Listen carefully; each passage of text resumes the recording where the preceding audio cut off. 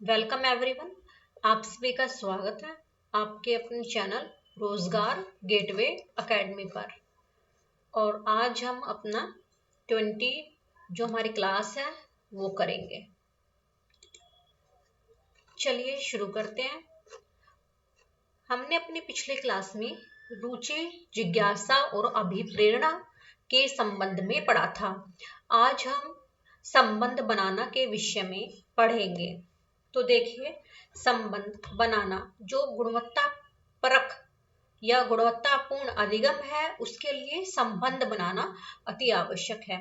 शिशु और छोटे बच्चों को जीवन के प्रारंभिक वर्षों में सजग और सक्रिय रखने के लिए माता पिता एवं परिवार के अन्य सदस्यों के साथ उनके सुखद एवं सहयोगात्मक संबंध होने आवश्यक हैं। तो बच्चों के संबंध कैसे होने चाहिए? अपने माता पिता और परिवार के लोगों के साथ उनके संबंध सुखद और सहयोगात्मक होने चाहिए। बच्चों को अपने माता पिता के साथ, अपने देखभालकर्ताओं के साथ सुख का अनुभव होना चाहिए और उनके अंदर अपने बच्चों के लिए सहयोग की भावना होनी चाहिए कि वो अपने बच्चों को चीजें समझाने में और सजग और सक्रिय यानी कि अलर्ट और अवेयर बनाने में मदद कर सके। बच्चों में आत्मनिर्भरता यानी कि कॉन्फिडेंस, आत्मसम्मान एंड सेल्फ रिस्पेक्ट और स्वास्थ्य यानी कि हेल्थ के विकास यानी कि डेवलपमेंट के लिए सकारात्मक संबंध आवश्यक है, यानी कि पॉजिटिव रिलेशनशिप्स बच्चों के साथ होना वो आवश्यक है। तभी आपके बच्चे आत्मनिर्भर, आत्मसम्मान से भरपूर और स्वस्थ बनेंगे। वयस्कों के साथ विश्वसनीय संबंध होने पर बच्चे आत्मविश्वासी और सुरक्षित अनुभव करते हैं। बच्चे आत्मविश्वासी और सुरक्षित कब अनुभव करते हैं? जब बच्चों के अपने वयस्कों के साथ विश्वसनीय संबंध होते हैं और उनमें स्वयं निर्णय लेने की क्षमता का भी विकास होगा। देखभालकर्ताओं के साथ अंतरक्रिया के द्वारा यानी कि आपस में बातचीत, विचार विमर्श करने के द्वारा बच्चे हिस्सेदारी, सहयोग और एक दूसरे का सम्मान करना जैसे सामाजिक कौशलों को सीखते हैं। वे संप्रेषण यानी कि वार्तालाप करना, अपने विचारों को प्रकट करना और गति कौशल भी सीखते हैं। तो बच्चे संप्रेषण और गति कौशल किसके द्वारा सीखते हैं? अपने वयस्कों के द्वारा सीखते हैं। संज्ञानात्मक उद्दीपन जो कि शुरुआती मस्तिष्क विकास को प्रभावित करता है, प्रारंभिक अनुरक्ति और सकारात्मक संबंधों पर आधारित होता है। जो भी बच्चों का सबसे पहले संज्ञानात्मक उद्दीपक होता है वो देखभालकर्ताओं का बच्चों के साथ कैसा संबंध है उस पर आधारित है। अगर वो सकारात्मक है तो बच्चों को सकारात्मक उद्दीपन मिलेगा और संज्ञान का विकास भी सकारात्मक ही होगा। परंतु अगर वो नकारात्मक है तो बच्चों के अंदर जो है संज्ञानात्मकता का जो विकास है वो भी नकारात्मक हो जाएगा। उनकी सोच जो है वैसे ही बन जाएगी। जैसे कि अगर छोटा बच्चा है, उससे अगर प्यार से बात की जा रही है तो बच्चा समझेगा कि संसार कितना अच्छा है, यहाँ पर सब आपस में मिलजुल कर प्यार से रहते हैं, मुझसे सब कितना प्यार करते हैं, मैं जो चाहता हूँ मुझे कितनी आसानी से मिल जाता है। तो इससे बच्चे के अंदर आत्मविश्वास की भावना बढ़ेगी और वो अपने विचारों को आसानी से प्रकट कर पाएगा। परंतु यदि बच्चे के साथ नकारात्मक व्यवहार किया जाता है, उसे डांटा जाता है, फटकारा जाता है, उसकी किसी भी बात को सुना नहीं जाता, उसे इग्नोर किया जाता है, तो उससे बच्चे को लगे कि वो खामखा इस संसार में है, उसका कोई है ही नहीं इस दुनिया में, उससे कोई प्यार नहीं करता। इससे बच्चे के अंदर हीन भावना का विकास होगा। हो सकता है कि उसकी ये हीन भावना इस हद तक पहुंच जाए कि वो नेगेटिव विचारों से भरपूर हो जाए और इस लेवल पर भी जा सकता है कि वो क्रोधी किस्म का इंसान हो जाए और समय आने पर वो हिटलर के जैसा भी बन सकता है। तो हमें इन बातों का खास तौर पर ध्यान रखना चाहिए कि हमारे बच्चे क्या चाहते हैं। हमारे बच्चे जो चाहते हैं हमें उसी के अनुरूप उन्हें समझाना चाहिए, उनसे बात करनी चाहिए, उनकी इच्छाओं को उसी के अनुसार पूरा करना चाहिए। अगर बच्चों की इच्छाएं सही है, उचित है, तो हमें उन्हें पूरा करना चाहिए। और अगर वो थोड़ी देरी से पूरी करनी ठीक होती है तो हमें उसे थोड़ी देरी से पूरा करना चाहिए। बच्चों को सामाजिकता की भावना की समाज में कैसे रहना है, कैसे संबंध बनाने हैं, इसका ज्ञान अपने घर से ही होता है कि उसके माता पिता, उसके देखभाल करता, उसके सामने जो उसके वयस्क हैं वो उसके साथ कैसा व्यवहार करते हैं। प्रारंभिक प्रारंभिक वर्षों में बनाए गए ये संबंध जीवन पर्यंत रुचि, जिज्ञासा और अभिप्रेरणा को बनाए रखने में महत्वपूर्ण भूमिका अदा करते हैं। जो बच्चा होता है प्रारंभिक वर्षों में, उसके साथ हम जैसे संबंध बनाते हैं, उसकी रुचि जिज्ञासा और अभिप्रेरणा वैसे ही बनती है। यानी कि जो उसके इंटरेस्ट है, उसकी क्यूरोसिटी है और जो उसकी मोटिवेशंस हैं, वो उसके प्रारंभिक संबंधों पर ही आधारित होते हैं। अगर बच्चे को ये लगता है कि उसके घर में उसके साथ बड़ा पॉजिटिव व्यवहार किया जाता है, तो बच्चे के उसी हिसाब से इंटरेस्ट बनेंगे, वो नई नई चीजें जानना चाहेगा, क्यूरियोसिटी रहेगी उसके अंदर और वो अपनी लाइफ में मोटिवेट भी होता रहेगा। बच्चों के सामाजिक कौशल, संवेगात्मक स्तर और मूल्य आगे चलकर उनकी शैक्षिक उपलब्धि को प्रभावित करते हैं। तो बच्चों की शैक्षिक उपलब्धि को कौन प्रभावित करता है? सामाजिक कौशल, संवेगात्मक स्तर और मूल्य। और इसी तरीके से क्वेश्चन ऐसे बन सकता है कि सामाजिक कौशल, संवेगात्मक स्तर और मूल्य जो बचपन में बच्चों को मिलते हैं, उनसे उनकी कौन सी उपलब्धि को बढ़ावा मिलता है? शैक्षिक उपलब्धि को बढ़ावा मिलता है। क्योंकि जब बच्चे के घर में ही उसे बड़ी अच्छी अच्छी कहानियां सुनाई जाएगी, बहुत ऊंचे विचार उसके सामने रखे जाएंगे, वीरता की कहानियां उससे सामने बताई जाएगी, पढ़ाई से रिलेटेड बातें होंगी और यानी कि एजुकेशन से रिलेटेड बच्चों को समझाया जाएगा कि उसकी क्या वैल्यूज है, उसके घर का एनवायरनमेंट पढ़ाई का होगा, तो उससे बच्चे के अंदर जो है खुद भी पढ़ने की भावना जागेगी और उसकी शैक्षिक उपलब्धि जो है वो प्रभावित होगी। फिर है आगे आपके पास थर्ड पॉइंट, खेल एवं आनंदमयी अंतर्क्रिया। जो खेल होते हैं, मैं खुद कहूंगी कि बच्चों के लिए बहुत ज्यादा जरूरी होते हैं। फिजिकल एक्टिविटीज बच्चों को करनी चाहिए। बच्चों को टेलीविजन और मोबाइल से तो दूर रहना चाहिए, पर खेलना जरूर चाहिए बच्चों को, चाहे 1 घंटा खेले या 2 घंटा खेले। छोटे बच्चे तो ज्यादा भी खेल सकते हैं, क्योंकि उन्हें खेल खेल में ही हमें पढ़ाना चाहिए। जो हमारे बच्चे हैं छोटे, बिल्कुल ही प्रारंभिक शिक्षा प्राप्त करने के लिए जो अपने स्कूल में जाते हैं, फंडामेंटल एजुकेशन के लिए जाते हैं, उसमें उन्हें खेल के माध्यम से प्रैक्टिकली जितना ज्यादा समझाया जाएगा, उतना ही ज्यादा उन्हें आनंद महसूस होगा। क्योंकि खेल में जो है बच्चा बिल्कुल पूरी तरीके से मग्न हो जाता है। कुदरती होती है ये बात बच्चों के अंदर कि उन्हें खेल, गीत, संगीत ज्यादा पसंद आते हैं, क्योंकि ये कलाएं हैं। तो हमें अपने बच्चों को इस तरीके से ही पढ़ाना चाहिए कि खेल भी हो जाए, फिजिकल एक्टिविटी भी हो जाए और पढ़ाई भी हो जाए। अब इस टॉपिक के अंदर हम इसी से रिलेटेड बात करेंगे। देखिए, जन्म से ही बच्चों को नई नई चीजों की जानकारी करना और खोजबीन करना आनंददायक लगता है। शुरुआत में वे अपने शरीर का प्रयोग, जैसे कि अपने हाथों एवं पैरों को पटकना, अपनी मांग प्रदर्शित करने के लिए करते हैं। जैसे कि बच्चे को अगर कोई चीज चाहिए, वो एक बार कहेगा कि मुझे ये चाहिए, ठीक है, और हमने उसे दे दी, और फिर क्या कहते हैं, दोबारा से बच्चे ने फिर से किसी चीज की मांग कर दी और हमने मना कर दिया देने से, तो बच्चा क्या करेगा? अपने हाथ पैर मारना शुरू कर देगा, रोने लग जाएगा, चिल्लाने लग जाएगा कि उसकी जिद पूरी होनी चाहिए। तो ये जो है बच्चे की शुरुआती मांग को दर्शाती है कि बच्चा चाहता है कि उसे ये चीज मिले। ठीक है, आगे है, जैसे जैसे वे बड़े होते जाते हैं, वे नई रचनाओं, सामग्री और संसाधनों की खोजबीन के माध्यम से अपने आसपास की दुनिया को समझने लगते हैं। संवेगात्मक खेल बच्चों में खोज और स्वतंत्र चिंतन के साथ साथ कल्पना और सृजनात्मकता को बढ़ाते हैं। तो बच्चों के अंदर जो संवेदनात्मक खेल है, वो किन किन चीजों को बढ़ाता है? खोज को, स्वतंत्र चिंतन को, कल्पना को और सृजनात्मकता को बढ़ाते हैं। अनुसंधान द्वारा यह प्रमाणित किया जा चुका है कि संवेदी खेल बच्चों के विकास और अधिगम में लाभदायक होते हैं।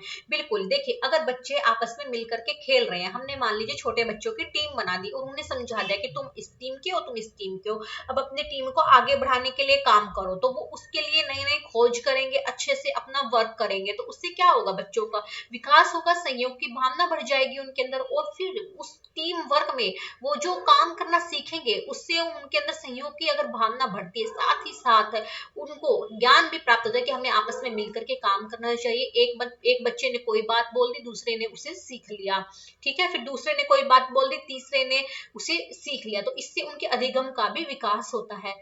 तो जहां पर बच्चों का मानसिक विकास है, अधिगम विकास है, तो बच्चे का हम देखते हैं कि चहुमुखी विकास होना शुरू हो जाएगा। किनके द्वारा? बच्चे को जब संवेदी खेल खेलने के लिए कहा जाएगा। फिर आगे देखिए, संवेदी खेलों द्वारा मस्तिष्क का विकास होता है। बच्चों में जो मस्तिष्क का विकास होगा वो संवेदी खेलों के द्वारा होगा, क्योंकि बच्चों को नई नई जानकारियां मिलेगी, जिसका प्रभाव अधिगम, स्मृति एवं जटिल कार्यों को पूर्ण करने की योग्यता पर पड़ता है। क्योंकि हम चाहे बच्चों का कोई भी अधिगम कर लें, हमारा मेन मोटिव यही होता है कि बच्चे प्रॉब्लम सॉल्विंग को सीख सकें, वो अपनी जीवन की समस्याओं को सुलझा सके, उनकी जो मानसिक क्षमता इस स्तर तक बढ़ जाए कि उनको सब याद रहे। तो इसके लिए संवेदी खेल खेलना बच्चों के लिए बहुत ज्यादा आवश्यक होता है। और संवेदी खेलों में एक तो टीम वर्क आ गया, और ये हो गया कि भाई माइंड वाले जो गेम होते हैं, क्यूब्स वाले जो खेल होते हैं, इस तरीके के जो खेल होते हैं, उससे बच्चों को जो है संवेदी रूप से बहुत ज्यादा विकास महसूस होता है, जिससे उनके अधिगम में, स्मृति में उन्हें जो है विकास की ओर बढ़ती है, उनका अधिगम भी, उनकी स्मृति भी, जिससे वो अपनी जटिल समस्याओं का समाधान करने लायक बन जाते हैं। खेलों द्वारा भाषा का विकास भी होता है। देखिए ये चीजें आपको याद रखनी है आसान, हमें कुदरती याद होती है, एक बार रीड कर लेंगे तो अच्छे से याद रहेंगी।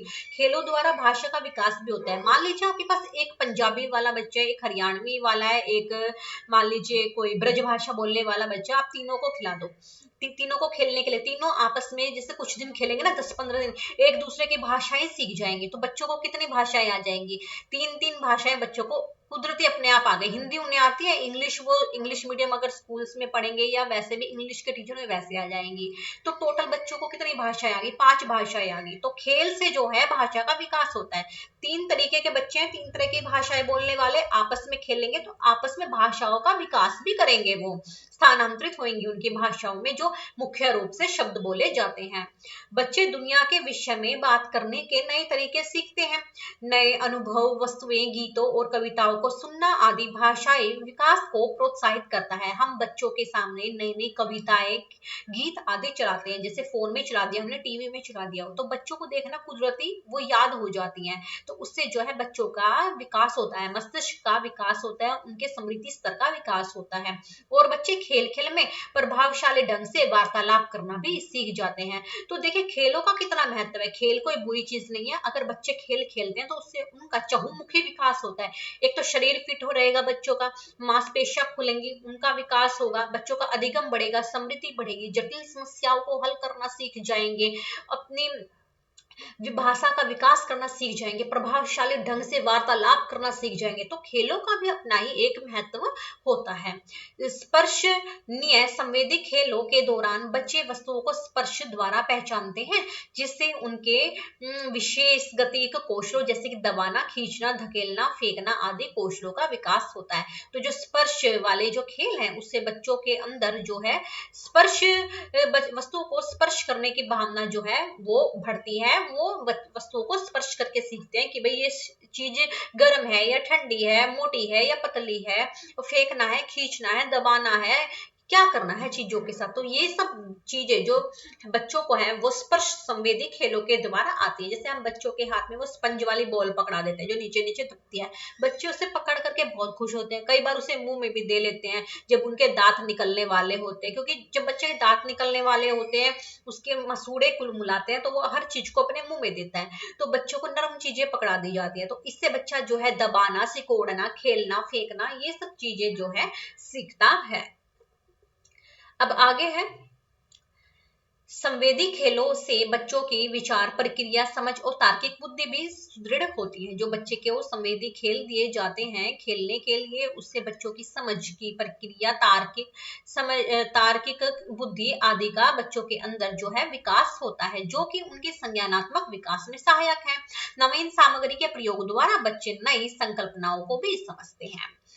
सामूहिक गतिविधियों द्वारा सामाजिक वार्तालाप को प्रोत्साहन मिलता है। जब बच्चों के साथ सामाजिक गतिविधियां करवाई जाएगी, ग्रुप के द्वारा बच्चों को ग्रुपिंग बच्चों की जाएगी कि भाई तुम अपने इस ग्रुप में हो, दूसरे उसमें हो, तो उससे बच्चों के अंदर सामाजिक वार्तालाप की प्रक्रिया बनेगी। जैसे आपने देखा होगा आजकल स्कूल्स में हाउस बनवा दिए जाते हैं, जैसे एकलव्य, अर्जुन, द्रोणाचार्य इत्यादि।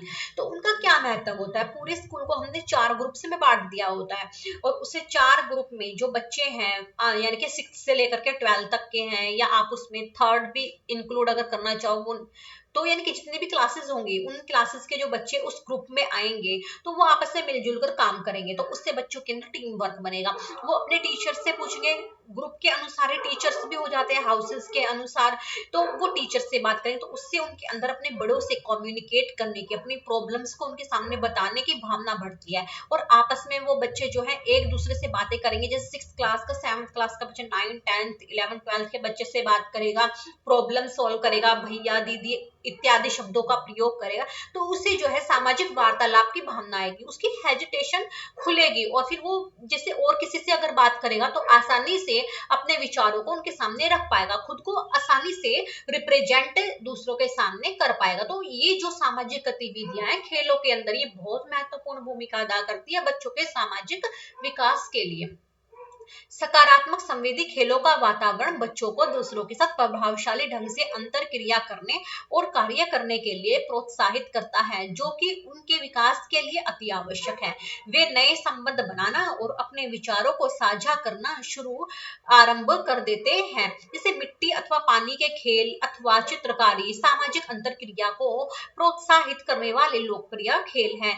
हम अपने बच्चों को जैसे कि स्कूल्स में क्या होता है, जैसे कुम्हार की दुकान पर ले जाते हैं कि मिट्टी के बर्तन ऐसे बनते हैं, तो उससे बच्चों को जो है मिट्टी के बर्तन देखने की कला जाती है। वैसे भी आपने देखा होगा जब आप छोटे होंगे तो मिट्टी के बर्तनों की तरफ आपका ध्यान जो है बहुत जल्दी चला जाता है। हम जो है वो लेते हैं, अब जैसे पैसे ले लिया हमने और हम क्या करते हैं कि भाई पैसे को कलेक्ट करने के लिए हम मिट्टी की गुल्लक ले लेते हैं, ठीक है, बड़े खुश होते हैं उसके। जैसे अब दिवाली के सीजन पर जब मैं छोटी थी तो दीवे इकट्ठा कर लिया करती थी और उनको जोड़ जोड़ के उनसे कुछ भी बना दिया करती थी। तो ये चीजें बच्चों के अंदर होती हैं। आजकल स्कूल्स में क्या करते हैं, बच्चों को घुमाने के लिए ले जाएंगे कि कहीं पर जैसे कि पोंड वगैरह में, और वहां पर बच्चे जो है तैरेंगे और बहुत खुश होंगे, तो उससे बच्चों को स्विमिंग भी आ जाएगी और बच्चों का मनोरंजन भी हो जाएगा और ये बच्चों के लिए लाभकारी भी है।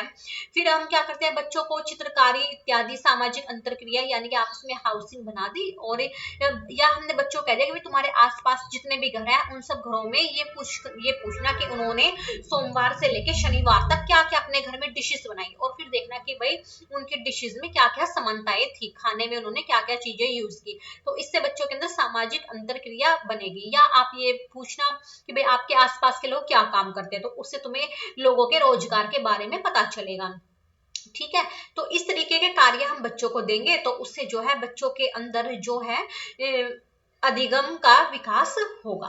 तो मिट्टी अथवा पानी के खेल अथवा चित्रकारी सामाजिक अंतरक्रिया को प्रोत्साहित करने वाले लोकप्रिय खेल हैं, क्योंकि इनमें बच्चे एक साथ बैठकर सामग्री का उपयोग करते हैं। जो सक्रिय संवेदी खेलों से बच्चे अपने तथा अपने शरीर के प्रति अधिक जागरूक हो जाते हैं और जिससे उनमें अपने आसपास के वातावरण की बेहतर समझ विकसित होती है। जब बच्चे सक्रिय संवेदी खेल खेलते हैं, जैसे कि टीम में खेल लिए, क्रिकेट खेल लिए बच्चे आपस में, छिपन छिपाई खेल लिए, लोहा काट खेल लिए, कोई भी गेम बच्चे खेल लिए, और अगर उन्हें चोट लग जाती है तो उससे क्या होगा, उन्हें समझ आता है कि भाई इस चीज से मेरे को चोट लग गई, मुझे आराम से दौड़ना है, ज्यादा पैर जमा जमा के दौड़ना है, ध्यान से दौड़ना है। कहीं अगर उस बच्चे के हाथ में कुछ लग जाए तो वो ये समझ जाए कि भाई इस चीज को मुझे ध्यान से छूना है, यहाँ से मुझे हाथ नहीं लगाना वरना मुझे चोट लग जाएगी। तो इससे बच्चे जो है अपने शरीर के प्रति भी जागरूक होते हैं। फिर नेक्स्ट पॉइंट है हमारा लयबद्धता एवं देखभाल। आज हम जो है अपना ये टॉपिक कंप्लीट कर लेंगे, ठीक है। लयबद्धता एवं देखभाल हमारा अभी टॉपिक चलेगा, ये पार्ट है, और कल हम ये करेंगे देखभाल हेतु वातावरण के प्रकार, पारिवारिक और गैर पारिवारिक। कल हम इस टॉपिक पर अपना काम करेंगे। चलिए शुरू करते हैं। लयबद्धता एवं देखभाल।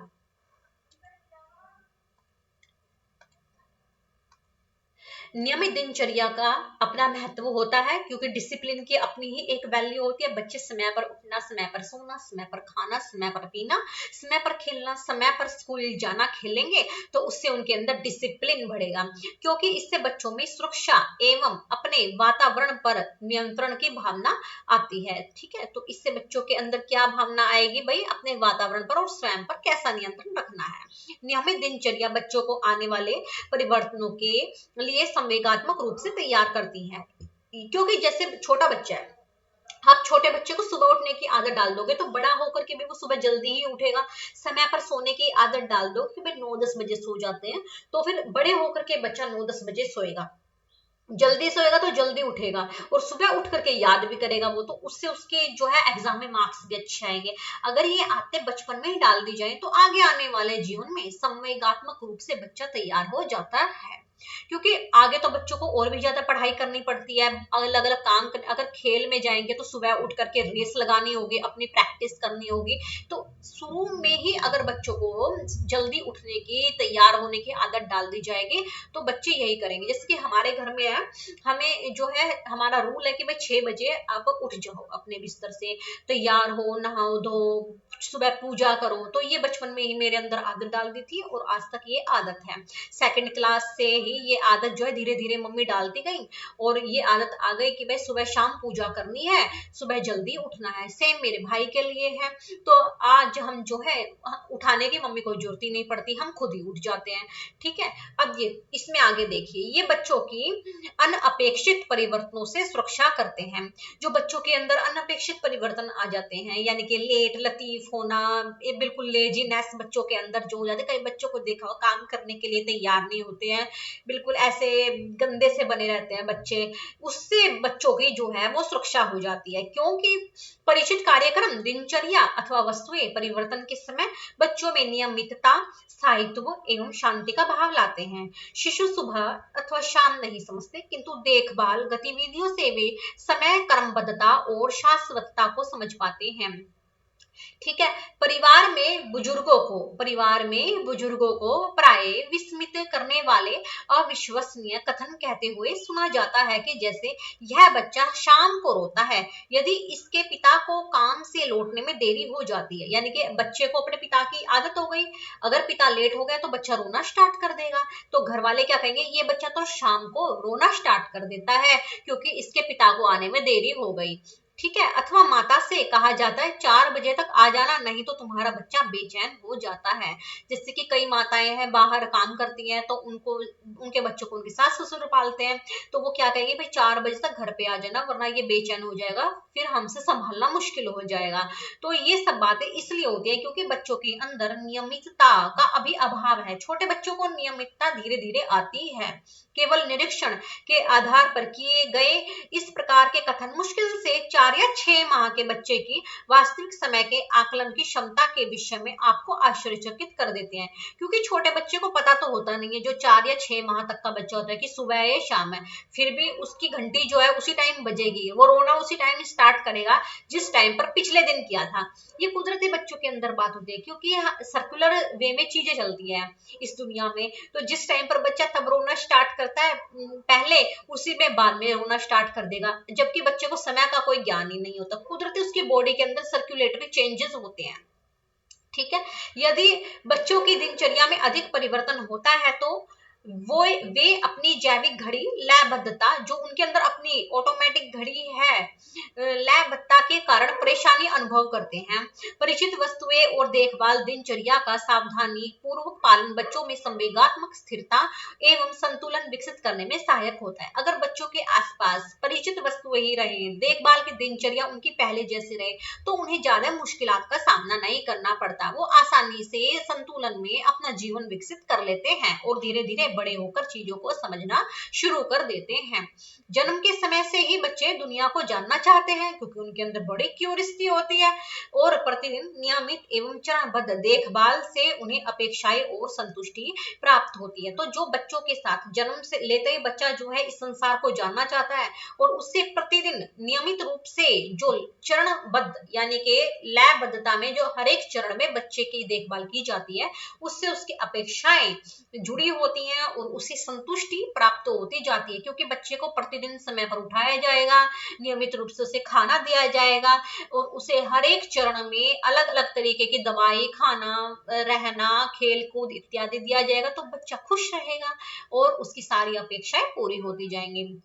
छोटे बच्चों के लिए हर दिन अधिगम एवं उत्साह से भरा होता है। जो छोटे बच्चे होते हैं उनके लिए हर दिन जो है ज्ञान देने वाला होता है बच्चों का, उनका अधिगम धीरे धीरे बढ़ता जाता है और उनके अंदर उत्साह भी बढ़ता जाता है, क्योंकि जैसे जैसे वो बड़े होते हैं वो दुनिया को देखते हैं, अपने दिमाग का विस्तार करते हैं, अपने बड़ों से क्वेश्चन करते हैं और जब उनका आंसर मिलता है तो जो उनका जीवन उत्साह से भर जाता है। वो ये सोचते कि हाय हमारे सामने क्या चीज आ गई, इसे पकड़ लूं, इसे ले लूं।